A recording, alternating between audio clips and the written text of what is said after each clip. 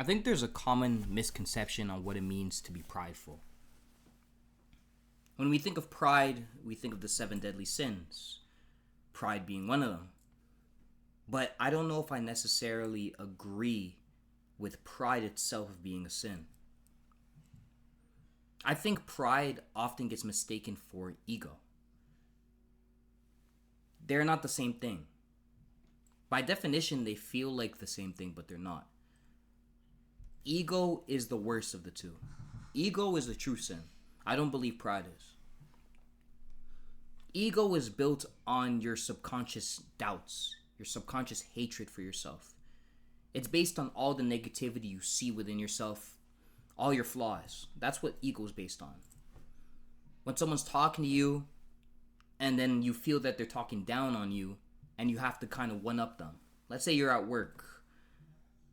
You and your coworker are both called into the office and your boss chooses your coworker to do a task over you. You feel some type of way about it. You feel a little hurt. But that's not your pride talking. That's your ego talking. Because your ego is telling you, I'm just as good as this guy or better than this guy. Why wasn't I called upon to do this thing? Your ego will tell you everything you want to hear about how you're better than this person, about how you're that guy, about how you deserve everything. But it's just feeding into your own insecurities. It's taking all the things you hate about yourself and throwing it in your face and getting a reaction out of it. When you see someone constantly trying to prove themselves based on negative things said about them, it's their ego talking. It's not pride. It's their ego deflecting all the things that come back at them. If someone says you're trash at the game, you have to prove them wrong. You have to go and talk your shit on the mic. You have to go and clutch up a 1v6. You have to do your thing to prove them wrong. To prove wrong is to inflate your ego. Doesn't mean you're prideful. Now, pride, on the other hand, is self-belief. Now, these sound very similar to each other, but they're not.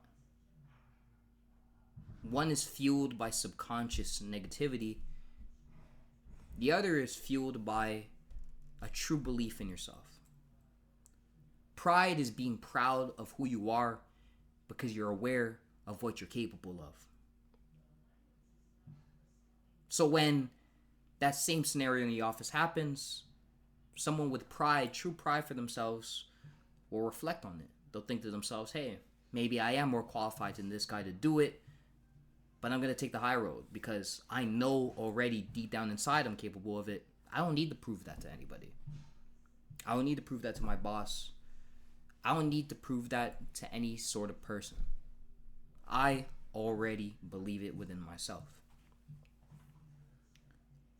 So if ego is the devil on your shoulder, pride is the angel on your shoulder. You have to move with pride rather than move through your ego. Ego is like the Green Goblin mask, telling you that you ain't shit, that you can't do this. They think you can't do that. They think you can't do this. And then you're listening to it. You're letting it talk to you. You're letting it fuel your hatred. And that hatred to prove everybody wrong. To prove that your flaws don't exist. That you are someone that doesn't have such negative attributes. It's a rejection of everything that's wrong with you is when your ego starts talking. Pride, on the other hand, has been conceptualized as a sin.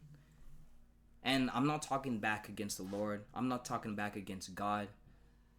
I'm just observing something. Pride is true self-belief. It's belief and already acknowledgement that you can do something.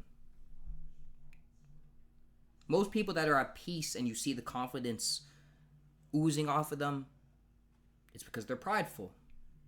They know what they're capable of already, so what's the point of proving it? What's the point of proving them wrong? Now let me tell you this. If you already know you can do something, why do you feel some type of way when someone tells you you can't? It's like if you go outside and someone were to randomly come up to you and say, you can't walk, you can't drive, but you're clearly walking. You're clearly unlocking your car to go for a drive. How you react to those statements is based on if you're fueling your ego or fueling your pride. Now, ego controls you, but pride is in you. It's different. Ego will manipulate you like you have puppet strings on your shoulders. But acting through pride is acting through your own volition. It's very different. And I'm kind of tired of pride being deemed as a negative thing and not something that's good. I live my life with pride because I know what I'm capable of. I know what I can accomplish. I know I'm on the right path because I chose it. And this is God's path. I know it's the right one. I no longer fuel my ego. I used to when I was young. I used to want to prove everybody wrong. I used to want to show them off. But for what? I already know I can do these things, so why am I trying so hard to show I can? I already know. It sounds stupid when you put it into words. If there's something I know how to do, why am I trying so hard to prove I know how to do it? There's no point. If you believe in yourself already and you know everything you're capable of, there's not a single soul on this planet you need to prove wrong. The only person you need to prove wrong is yourself. When your ego starts talking to you and telling you you can't do things, you have to prove your ego wrong and live with pride. Pride is not the sin we think it is. The true sin is ego.